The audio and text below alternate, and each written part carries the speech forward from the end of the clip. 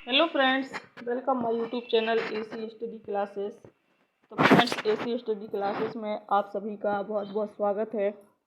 आज आपको इस क्लास में साइंस के मोस्ट इम्पोर्टेंट क्वेश्चन पढ़ने के लिए मिलेंगे। तो अगर आप हमारे चैनल पर नए हैं तो चैनल को सब्सक्राइब कर लीजिए और वीडियो के अंत में अगर आपको ये वीडियो अच्छा लगे तो लाइक कर देना।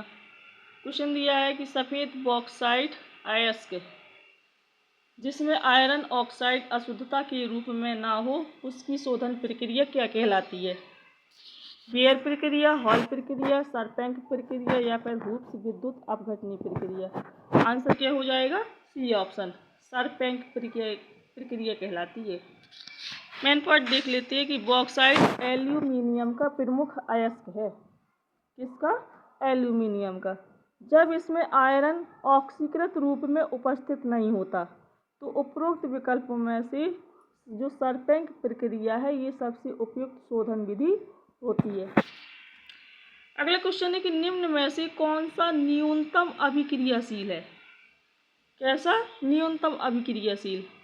आयरन, कॉपर, सिल्वर या फिर गोल्ड? तो न्यूनतम अभिक्रियाशील कौन है इसमें? तो गोल्ड है। किसी वर्ग में ऊपर से नीचे की ओर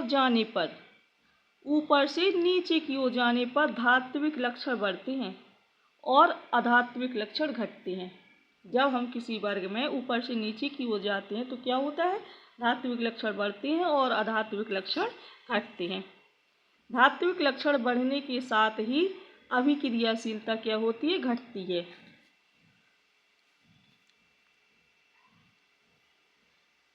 जो सोना होता है इसलिए ये क्या है? सबसे कम अभिक्रियाशील गोल्ड सोने की होती है। अगला क्वेश्चन है कि कैलीमाइन किस धातु का अयस्क है? जो कैलीमाइन है ये किस धातु का अयस्क है? मैग्नीशियम का, कॉपर का, जिंक का या फिर आयरन का? तो ये जिंक का अयस्क है। जो कैलीमाइन है ये जिंक धातु का अयस्क है। उसके दो अन्य अयस्क जिंक ब्लेड तथा जिंकाइड भी है। जो कैलीमाइन ये किस धातु का अयस्क है? जिंक का। तो सी ऑप्शन सही हो जाएगा। अगला क्वेश्चन है कि निम्नलिखित में से 3 धातुओं के ऐसे समूह को चुनिए जो मुक्त अवस्था में पाई जाती है। 3 धातुओं के ऐसे समूह को चुनना है जो क्या है? मुक्त अवस्था में पाई जाती हो। Copper, gold, iron, silver, gold, platinum, aluminium, copper, silver को चांदी कहते हैं या फिर गोल्ड, सोना, आयरन, सिल्वर। तो 3 धातुओं के ऐसे समूह को चुनना है जो क्या है? मुक्त अवस्था में पाई जाती है। तो ये है सिल्वर, गोल्ड और प्लेटिनम तीनों। अगला क्वेश्चन है कि अधातु ऑक्साइड क्या है? अधातु जो ऑक्साइड होते हैं ये प्रकृति में क्षारीय होते हैं, प्रकृति में उभयधर्मी होते हैं, लाल लिटमस पत्र को ये नीला कर देते हैं या प्रकृति में ये अम्लीय होते हैं। तो अधातु ऑक्साइड क्या होते हैं?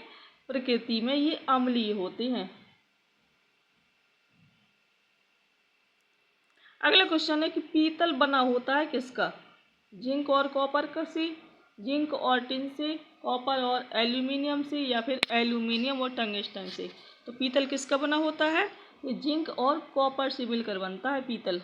ये ऑप्शन सही हो जाएगा। अगला क्वेश्चन है कांसा एक मिश्र धातु है किसकी? जो कांसा है ये किससे मिलकर बनी होती है? मिश्र धातु है। कॉपर तथा जिंक की, कॉपर तथा टिन की, कॉपर तथा आयरन की, कॉपर तथा एल्यूमिनियम की। आंसर क्या हो जाएगा? कॉपर तथा टिन की। जो कांसा है ये कॉपर और टिन की क्या है? एक मिश्र धातु है। कांसा बराबर कॉपर प्लस टिन होता है। कॉपर का सूत्र होता है Cu और टिन का Sn। अगला क्वेश्चन है कि कौन सी मिश्र धातु संभव नहीं है? Cu minus Zn, Pb minus Zn या फिर Cu, Au या फिर Cu या फिर Ag। तो कौन सी मिश्र धातु संभव नहीं है? तो Pb Zn ये मिश्र धातु संभव नहीं है, क्योंकि इसमें क्या होता है? ये इनकी संरचना में बहुत अंतर होता है और ये दोनों ही धनात्मक प्रकृति की धातुएं हैं। कौन कौन? Pb और Zn। ये कैसी धातुएं हैं? धनात्मक प्रवृत्ति की।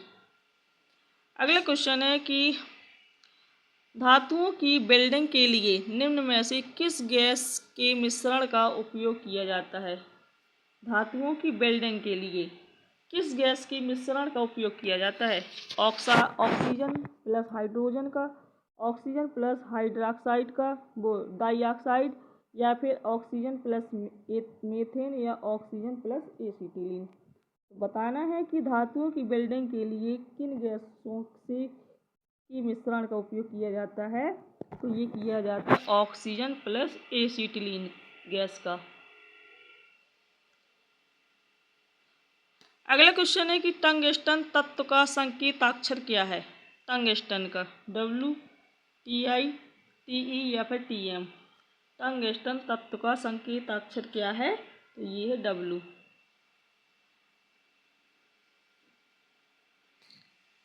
टंगस्टन का W है, टेल्यूरियम का TE, थुलियम का क्या है?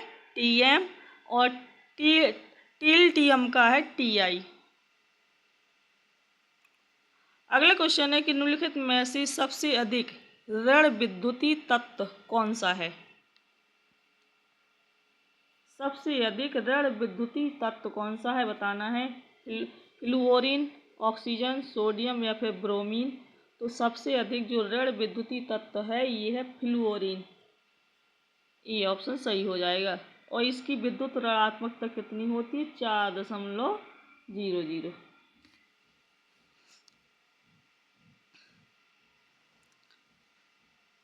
अगला क्वेश्चन है कि नाइट्रिक अम्ल किस धातु पर बेअसर होता है? जो नाइट्रिक अम्ल है ये किस धातु पर बेअसर होता है?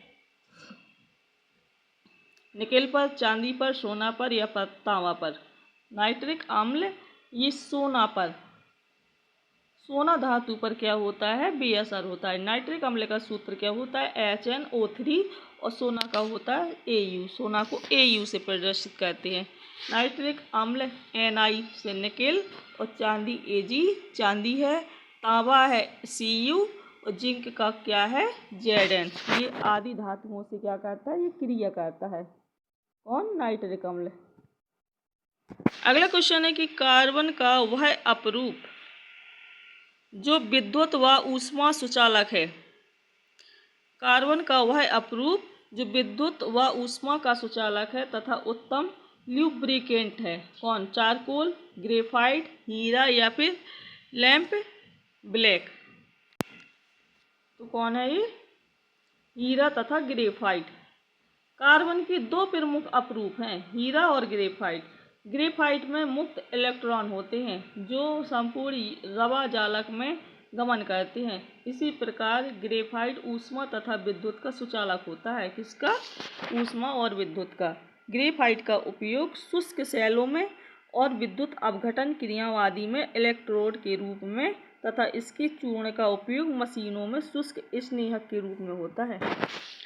अगला क्वेश्चन है कि कौन सा धातु ठंडे पानी से प्रतिक्रिया नहीं करता लेकिन गर्म करने पर वाष्प से ये प्रतिक्रिया करता है? कौन सी धातु है जो ठंडे पानी से प्रतिक्रिया नहीं करता लेकिन जब वो गर्म करते हैं तो गर्म करने पर वह वाष्प से प्रतिक्रिया करता है? सोडियम, एल्यूमिनियम, ताम्र, या फिर निकेल। तो ये है एल्यूमिनियम धातु। जो एल्यूमिनियम धातु है ये ठंडे पानी से प्रतिक्रिया नहीं करता क्योंकि उसकी सतह पर एल्यूमिनियम ऑक्साइड की पतली परत जम जाती है, लेकिन यह गर्म करने पर क्या करता है? वाष्प से प्रतिक्रिया करता है। बी ऑप्शन सही हो जाएगा। अगला क्वेश्चन है कि किस तत्व की परमाणु संख्या 31 है? कितनी है? 31। किस तत्व की? बोरॉन, एल्यूमिनियम, गैलियम, या फिर इंडियम। तो गैलियम धातु तत्व की जो परमाणु संख्या है ये 31 है। किसकी? गैलियम तत्व की परमाणु संख्या कितनी है? 31। गैलियम को Ga से प्रदर्शित करते हैं। निम्नलिखित में से किस में कार्बन नहीं होता? किस में कार्बन नहीं होता है बताना है। डायमंड में, ग्रेफाइट में, कोयला में, या फिर इनमें से कोई नहीं। आंसर हो जाएगा इनमें से कोई नहीं, क्योंकि जो डायमंड, ग्रेफाइट और कोयला होता है ये तीनों कार्बन के अपरूप हैं। क्या है? तीनों कार्बन के अपरूप हैं। अगला क्वेश्चन है कि मैग्नेटाइट क्या है? मैग्नेटाइट है Fe2O3, Fe3O4, या फिर FeCO3, या फिर 2Fe2O3, माइनस वो 0.3H2O। आंसर क्या हो जाएगा? मैग्नीटाइट Fe3O4।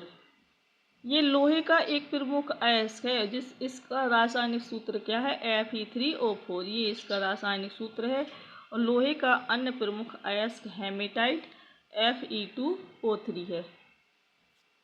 अगला क्वेश्चन है कि शुष्क सेल में प्रयुक्त कैथोड है तांबा, लोहा, सिल्वर या फिर जस्ता।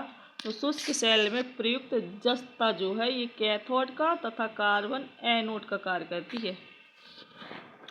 शुष्क सेल में प्रयुक्त जो जस्ता है ये कैथोड का और कार्बन क्या है? एनोड का कार्य करती है। डी ऑप्शन सही हो जाएगा। जस्ता से बने एक पात्र में NH4Cl या फिर ZnCl का पेस्ट भर करके मध्य भाग में कार्बन की छड़ को डाल दिया जाता है जो एनोड यानी धनात्मक का कार्य करती है। अगला क्वेश्चन है कि पृथ्वी की संरचना में रासायनिक लौह तत्व की कितनी मात्रा होती है? पृथ्वी की संरचना में रासायनिक लौह तत्व की मात्रा कितनी होती है? लगभग 20% से 22%, 25% से 27%, 40% से 42% या फिर 32% से 35%। तो पृथ्वी की संरचना में रासायनिक लौह तत्व की कितनी मात्रा होती है? ये होती है 32% से 35% तक।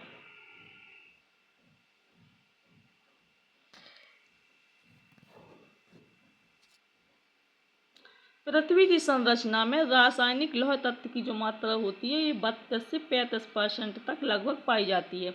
इसके अतिरिक्त ऑक्सीजन 30.17%, सिलिकॉन होता है 15.1%, मैग्नीशियम होता है 13.9%, सल्फर होता है 2.9%, निकिल होता है 1.8%, कैल्शियम, एल्यूमिनियम तथा अन्य तत्व भी इसमें पाए जाते हैं इसमें पृथ्वी की संरचना में।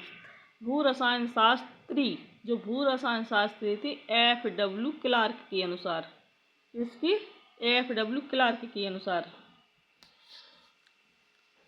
पृथ्वी की भूपर्पटी में लगभग 47% ऑक्सीजन है।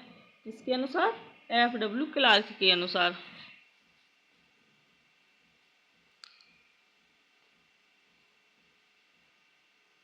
अगला क्वेश्चन है कि बर्तन बनाने के लिए कौन सी निम्नलिखित मिश्र धातु का इस्तेमाल नहीं किया जाता?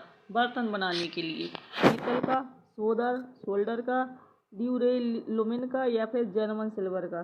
तो बर्तन बनाने के लिए जो सोडर या सोल्डर है इस मिश्र धातु का इस्तेमाल नहीं किया जाता।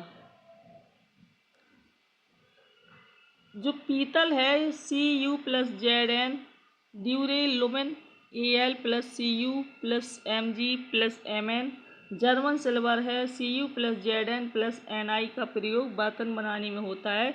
जबकि जो सोडर है इसका सूत्र क्या है? Sn+Pb।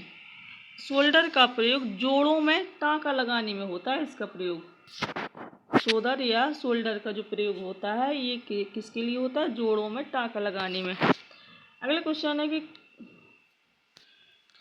कार्नालाइट ये किस धातु का अयस्क है? कार्नालाइट पोटेशियम, एल्यूमिनियम, मरकरी या फिर यूरेनियम। जो कार्नालाइट है इसका सूत्र क्या है? KMgCl3 ये किसका सूत्र? कार्नालाइट का। ये पोटेशियम धातु का अयस्क है। कौन सी धातु मानव ने सर्वप्रथम प्रयुक्त की थी? बताना है कौन सी धातु मानव ने सबसे पहले प्रयोग की? लोहा, तांबा, सोना, कांसा। तो ये थी तांबा धातु। सबसे पहले मानव ने प्रयुक्त की थी तांबा धातु। मानव के द्वारा प्रयोग की गई सर्वप्रथम धातु तांबा है। ताम्र या तांबा एक रासायनिक तत्व है। इसका संकेत क्या है? Cu। इसकी परमाणु संख्या 29 है और परमाणु भार है 63.5। यह अन्य धातु है, तन्य धातु है। ये कौन सी? तांबा। कैसी धातु है? तन्य धातु, जिसका प्रयोग विद्युत के चालक के रूप में प्रधानता से किया जाता है। अगला क्वेश्चन है कि स्टील को जंग रोधी बनाने के लिए इसमें कौन सी धातु मिलाई जाती है? स्टील को जंग रोधी बनाने के लिए। क्रोमियम, एल्यूमिनियम, कार्बन या फिर कॉपर। स्टील को जंग रोधी बनाने के लिए इसमें क्रोमियम धातु मिलाई जाती है। इसका उपयोग स्टेनलेस इस्पात में भी किया जाता है। ये कठोर होता है और इसका उपयोग बर्तन, ब्लेड, बाल्ब आदि बनाने में होता है। अगला क्वेश्चन है कि सीसा पेंसिल में प्रयुक्त तत्व कौन सा है? सीसा और पेंसिल में जिंक, सीसा, कार्बन, टिन। सीसा पेंसिल में जो प्रयुक्त तत्व है वो है कार्बन। ग्रेफाइट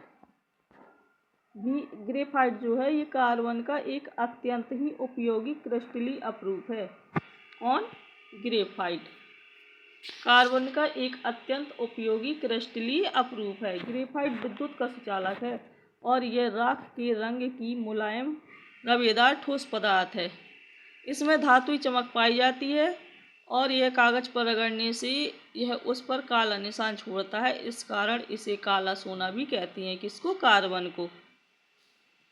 तो फ्रेंड्स, अगर ये वीडियो आपको अच्छा लगा हो तो लाइक ज़रूर कर देना और कमेंट बॉक्स में अपने कमेंट भी लिख कर बताना। अगर आप हमारे चैनल पर नए हैं तो चैनल को प्लीज़ सब्सक्राइब कर लीजिए।